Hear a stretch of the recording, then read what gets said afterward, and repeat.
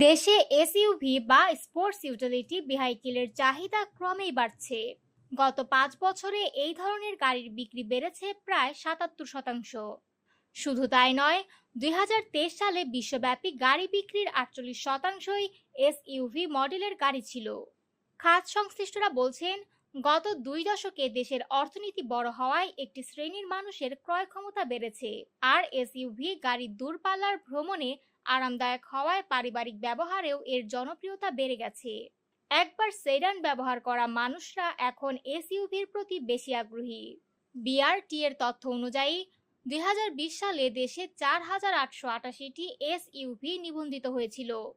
এই সংখ্যা বেড়ে দাঁড়িয়েছে 8,648, অর্থাৎ মাত্র 5 বছরে নিবন্ধিত গাড়ির সংখ্যা বেড়েছে প্রায় 77%।